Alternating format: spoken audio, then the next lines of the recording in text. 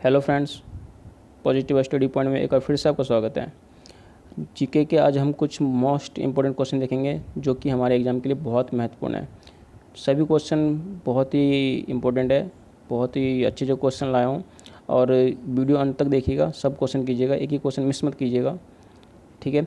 और शुरू करने से पहले जो है, अगर आपने अभी तक जो है चैनल सब्सक्राइब नहीं किया है तो ज़रूर चैनल सब्सक्राइब करके बेल आइकन दबा करके ऑल नोटिफिकेशन सेलेक्ट कर लें, ठीक है। तो चलिए शुरू करते हैं। आज का अपना पहला क्वेश्चन होगा, सिंधु घाटी सभ्यता, सिंधु घाटी स्थल कालीबंगा किस प्रदेश में है? तो सही आंसर हो जाएगा ऑप्शन ए राजस्थान, ठीक है, यह राजस्थान में है। और हम इससे रिलेटेड कुछ इम्पोर्टेंट फैक्ट देख लेते हैं जो कि और हमारे क्वेश्चन बन सकते हैं, जो कि है हड़प्पा सभ्यता का सर्वाधिक मान्यता प्राप्त काल 2500 ईसा पूर्व से 1750 ईसा पूर्व तक था, ठीक है दोस्तों। और याद रखिएगा, सिंधु घाटी सभ्यता और हड़प्पा सभ्यता ये एक ही है, इसको ही हड़प्पा सभ्यता भी कहा जाता है, सिंधु घाटी सभ्यता को ही, ठीक है। तो इसमें कन्फ्यूज मत होइएगा, ठीक है। अगला पॉइंट है, सिंधु घाटी सभ्यता पंजाब, राजस्थान, गुजरात, उत्तर प्रदेश, हरियाणा, सिंध और बलूचिस्तान तक विस्तृत था, ठीक है दोस्तों। इन जगहों तक जो है यह फैला हुआ था सिंधु घाटी सभ्यता, याद रखिएगा।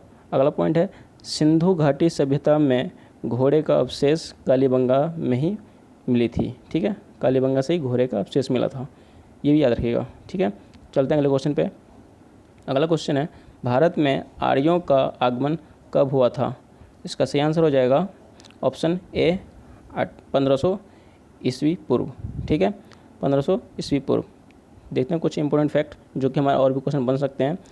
जैसा कि पहला है, आर्य शब्द का शाब्दिक अर्थ जो होता है वो श्रेष्ठ या कुलीन होता है, ठीक है दोस्तों, ये याद रखिएगा, श्रेष्ठ या कुलीन होता है।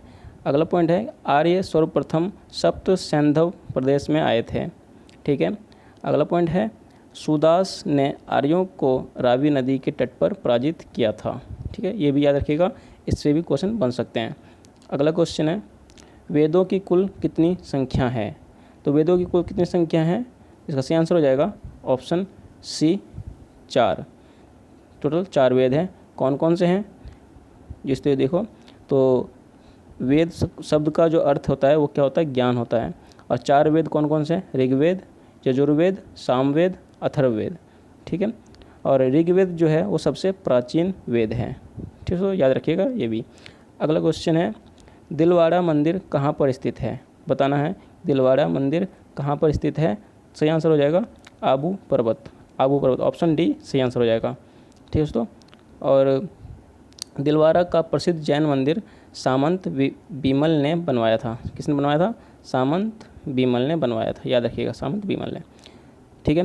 और अगला पॉइंट है, सामंत बीमल सोलंकी वंश से संबंधित था। किस वंश से? सोलंकी वंश से। सोलंकी वंश के संस्थापक मूलराज प्रथम था, मूलराज प्रथम था सोलंकी वंश के संस्थापक, ये भी याद रखिएगा। अगला क्वेश्चन है, अंतरिक्ष यात्रा करने वाला प्रथम भारतीय कौन था? बताना है कि अंतरिक्ष यात्रा करने वाला प्रथम भारतीय कौन था? प्रथम भारतीय, सही आंसर हो जाएगा राकेश शर्मा, ऑप्शन ए सही आंसर हो जाएगा, ठीक है। और राकेश शर्मा सन 1984 में अंतरिक्ष में गए थे। कब गए थे? सन 1984 में, ठीक है। अगला पॉइंट है, भारत में अंतरिक्ष कार्यक्रम के जनक डॉक्टर विक्रम साराभाई को माना जाता है, ठीक है। भारत के अंतरिक्ष एजेंसी इसरो की स्थापना 1969 में हुआ था, याद रखिएगा ये भी।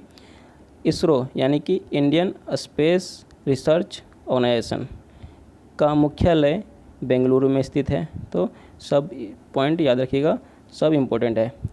क्वेश्चन जो है ऐसे भी बन सकते हैं, ठीक है, तो याद रखिएगा इसको भी। अगला क्वेश्चन है, निम्नलिखित में से कौन सी आकाशगंगा मिल्की वे के सबसे करीब है? तो मिल्की वे के सबसे करीब कौन सी आकाशगंगा है यह बताना है। इसका सही आंसर हो जाएगा ऑप्शन सी एंड्रोमेडा, एंड्रोमेडा सही आंसर हो जाएगा। कुछ पॉइंट देख लेते हैं। आकाशगंगा अरबों तारों का एक विशाल निकाय है। आकाशगंगा क्या है? अरबों तारों का ही एक विशाल निकाय है। और आकाशगंगा को ही इंग्लिश में गैलेक्सी कहते हैं और हिंदी में आकाशगंगा कहते हैं या मंदाकिनी भी कहते हैं। तो याद रखिएगा, कन्फ्यूज बिल्कुल नहीं होना है कि मंदाकिनी भी कहते हैं।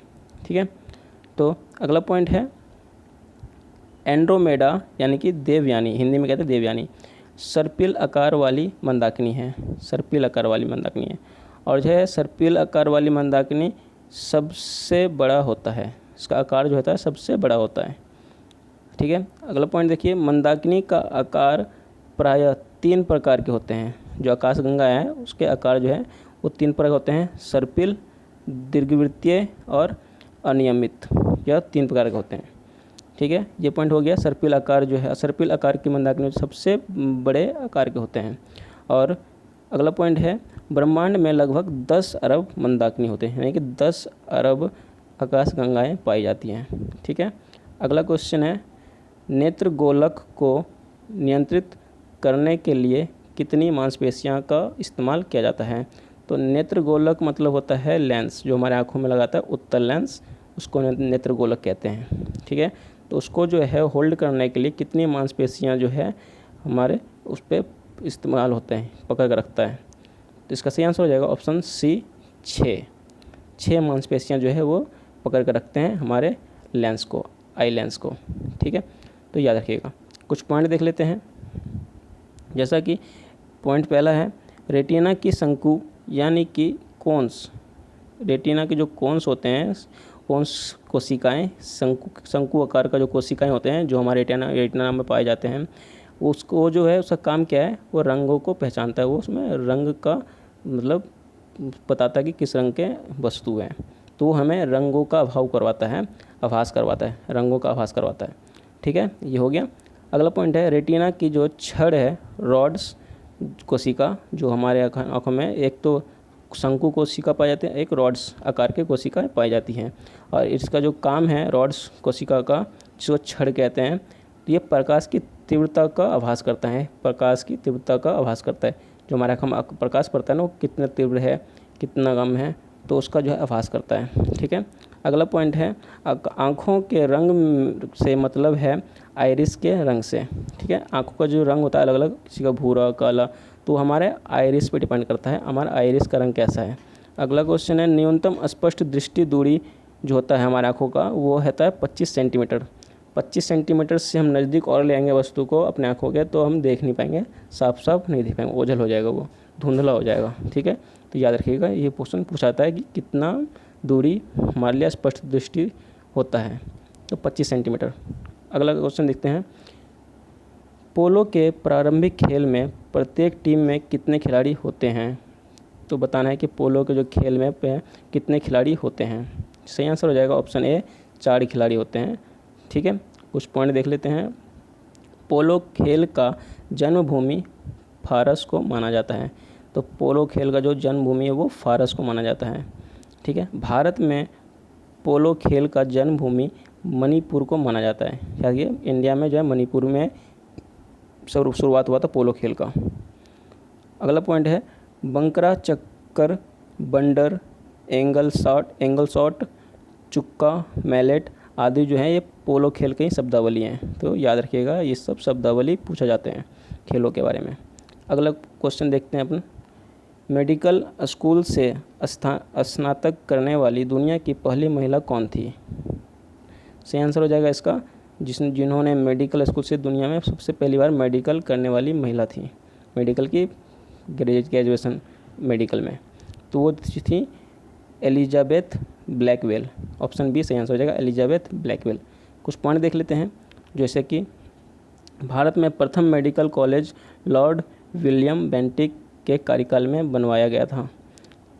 लॉर्ड विलियम बेंटिक, याद रखिएगा, इनके कार्यकाल में जो है बनाया गया था प्रथम मेडिकल कॉलेज। कहाँ बनवाया गया था, कोलकाता में बनवाया गया था, 1835 ईस्वी में बनवाया गया था। ये भी याद रखिएगा कब और कहाँ बनवाया गया था, किसने बनवाया था, लॉर्ड विलियम बेंटिक ने। अगला क्वेश्चन देखते हैं। क्वेश्चन नंबर 10 है निम्नलिखित कागजों में से किसे पुनर्चक्रित का मतलब होता है रिसाइकलिंग नहीं किया जा सकता है। तो सही आंसर हो जाएगा ऑप्शन डी मोम युक्त कागज़। ठीक है, ऑप्शन डी सही आंसर हो जाएगा मोम युक्त कागज़। ठीक है, कुछ पॉइंट देख लेते हैं, जैसा कि पॉइंट है मोम युक्त कागज़ रासायनिक क्रिया का उदाहरण है। ठीक है, रासायनिक क्रिया का उदाहरण है।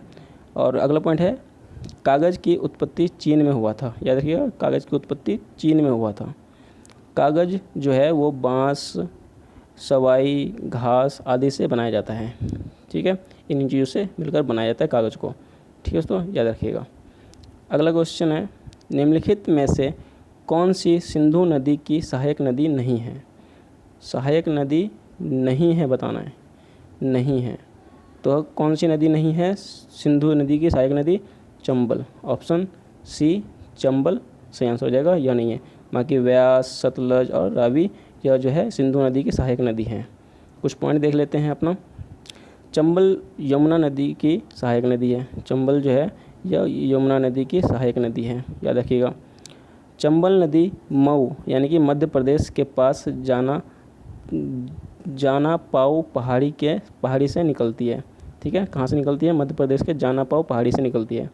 और यह जो है 1050 किलोमीटर की दूरी तय करके इटावा के पास यमुना में गिर जाती है।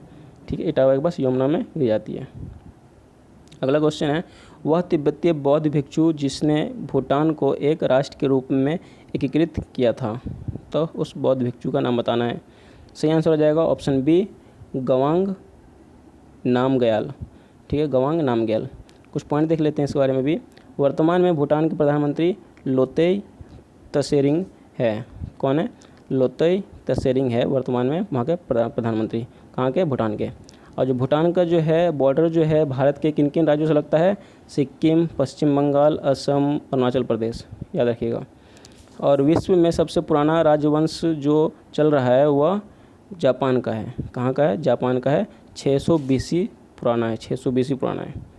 अगला क्वेश्चन है निम्नलिखित में से कौन सा ध्वनि प्रदूषण का एक प्रभाव नहीं है? तो ध्वनि प्रदूषण का प्रभाव इनमें से कौन सा नहीं है? तो ऑप्शन डी त्वचा रोग, बाकी रक्तचाप, बीपी बढ़ना, टिनिटिस और श्रव्य हार्स यानी कि हेयरिंग प्रॉब्लम, हेयरिंग लॉस, ये सब जो है ध्वनि प्रदूषण का कारण होता है। ठीक है, कुछ पॉइंट देख लेते हैं। ध्वनि का एसआई मात्रक क्या है? डेसिबल है। ध्वनि का एसआई मात्रक क्या है? डेसिबल है। और अगला पॉइंट है 75 डेसिबल से अधिक ध्वनि हमारे कान के लिए हानिकारक होता है। 75 डेसिबल से अधिक अगर हम डेसिबल का ध्वनि सुनते हैं तो हमारे कान को दिक्कत कर सकता है। और हमारे जो आम बोलचाल में बहुत ध्वनि होता है ना वो 30 से 35 डेसिबल तक ही होता है। ठीक है, ध्वनि की गति ठोस में सबसे अधिक होती है। ये बहुत मोस्ट इम्पोर्टेंट पॉइंट है, इससे क्वेश्चन बहुत बनता है कि ध्वनि की सबसे अधिक गति जो होती है ठोस जो वस्तु होते हैं या ठोस तत्व होते हैं उससे जो है सबसे अधिक होती है। ठीक है, अगला क्वेश्चन है उच्चतम न्यायालय के न्यायाधीश की सेवानिवृत्ति की आयु कितनी है? तो उच्चतम न्यायालय के जो है न्यायाधीश होते हैं उनकी सेवानिवृत्ति की आयु कितनी है? 65 वर्ष है। ठीक है, 65 वर्ष उनकी सेवानिवृत्ति आयु है। और न्यूनतम जो उनकी होती है आयु उसको कोई सीमा नहीं है। ठीक है, उच्चतम न्यायालय के न्यूनतम न्यायाधीशों की न्यूनतम आयु की कोई सीमा नहीं है, कोई सीमा नहीं है, याद रखिएगा। उच्चतम न्यायालय का गठन अनुच्छेद 124 के अधीन किया गया था। ठीक है, फिर है वर्तमान में उच्चतम न्यायालय में न्यायाधीशों की संख्या 33 तथा मुख्य न्यायाधीश मिलाकर के टोटल 34 हो जाते हैं, 34। फिर है उच्चतम न्यायालय नई दिल्ली में स्थित है, ये याद रखिएगा। अगला क्वेश्चन है भारतीय संविधान की आत्मा किसे कहा जाता है? तो इसको प्रस्तावना को कहा जाता है। ऑप्शन ए, प्रस्तावना को भारतीय संविधान का आत्मा कहा जाता है। पॉइंट है कुछ, भारतीय संविधान की प्रस्तावना में भारत को एक प्रभुत्व संपन्न, समाजवादी, धर्मनिरपेक्ष, प्रजातांत्रिक और गणराज्य घोषित किया गया है। ठीक है, याद रखिएगा, ये सब पॉइंट प्रस्तावना में लिखा गया है भारत के बारे में। अगला पॉइंट है भारतीय संविधान 26 जनवरी 1950 को लागू हुआ था। बहुत इंपॉर्टेंट टॉप पॉइंट ये, 26 जनवरी 1950 को लागू हुआ था। अगला पॉइंट है भारतीय संविधान के प्रस्तावना में समाजवादी और धर्मनिरपेक्ष शब्द को 42वें संशोधन के द्वारा जोड़ा गया था। 42वें संशोधन के द्वारा जोड़ा गया था। अगला क्वेश्चन है क्वेश्चन नंबर 16 है वर्तमान में भारतीय संविधान में कुल कितने अनुच्छेद हैं? तो वर्तमान में जो है 395 अनुच्छेद है। कितने? 395। बी ऑप्शन सही हो जाएगा। अगला कुछ पॉइंट देख लेते हैं। भारतीय संविधान में अनुच्छेदों की संख्या अनुसूचियों की संख्या कुल 12 है। कितने अनुसूची हैं? कुल 12 अनुसूची हैं। और कुल कितने भाग हैं? 22 भाग हैं। और मूल संविधान में जो था अनुसूची की संख्या 8 ही था सिर्फ। ठीक है, अगला क्वेश्चन देखते हैं। जड़त्व का नियम किसके द्वारा प्रतिपादित किया गया था? तो ये जो है आइजैक न्यूटन के द्वारा प्रतिपादित किया गया था, आइजैक न्यूटन के द्वारा। ठीक है, तो ऑप्शन ए सही हो जाएगा। कुछ पॉइंट देख लेते हैं। न्यूटन ने गति के 3 नियम प्रतिपादित किए थे, गति के 3 नियम प्रतिपादित किए थे। अगला पॉइंट है न्यूटन ने प्रिंसिपिया नामक पुस्तक 1687 में लिखा गया था। किसके द्वारा? न्यूटन के द्वारा लिखा गया था। यह पुस्तक का नाम याद रखना, प्रिंसिपिया। ये पूछा जाता है क्या किसके ने लिखा है, तो ये न्यूटन ने लिखा है। अगला क्वेश्चन है भारतीय अर्थव्यवस्था किस प्रकार की अर्थव्यवस्था है? तो इसका सही आंसर हो जाएगा ऑप्शन डी, मिश्रित अर्थव्यवस्था है, मिश्रित अर्थव्यवस्था है। कुछ पॉइंट है। भारतीय अर्थव्यवस्था का जनक दादा भाई नौरोजी को माना जाता है, दादा भाई नौरोजी को। मिश्रित अर्थव्यवस्था से अभिप्राय है सरकारी एवं निजी क्षेत्र का सह अस्तित्व, यानी कि दोनों क्षेत्र मिलकर काम करेगा। भारत के छत्तीसगढ़ राज्य में गरीबों का प्रतिशत सबसे अधिक है। सबसे गरीबी कहाँ पे है? छत्तीसगढ़ में है। अगला क्वेश्चन है अल्फ्रेड नोबेल ने किसका आविष्कार किया था? तो अल्फ्रेड नोबेल ने जो किया था वो डायनामाइट का आविष्कार किया था, ऑप्शन सी। कुछ पॉइंट है। अल्फ्रेड नोबेल ने डायनामाइट का आविष्कार 1867 में किया था। कब किया था? 1867 में किया था। ठीक है, अगला पॉइंट है डायनामाइट विस्फोटक द्वारा पहाड़ी चट्टानों को तोड़ा जाता है। ठीक है, और अगला पॉइंट है अविवाहित होने के कारण अल्फ्रेड नोबेल ने अपने संपत्ति को जो ब्याज से नोबेल पुरस्कार देने की घोषणा की थी। ठीक है, तो उन्हीं के नाम पर नोबेल पुरस्कार दिया जाता है, अल्फ्रेड नोबेल के नाम पे ही। ठीक है, अगला क्वेश्चन है नमक सत्याग्रह अब कब प्रारंभ हुआ था? तो नमक सत्याग्रह बताना है कब प्रारंभ हुआ था, तो यह 1930 में प्रारंभ हुआ था, ऑप्शन ए। ठीक है, और किसके द्वारा प्रारंभ किया गया था? तो नमक सत्याग्रह जो है वो महात्मा गांधी जी के द्वारा प्रारंभ किया गया था।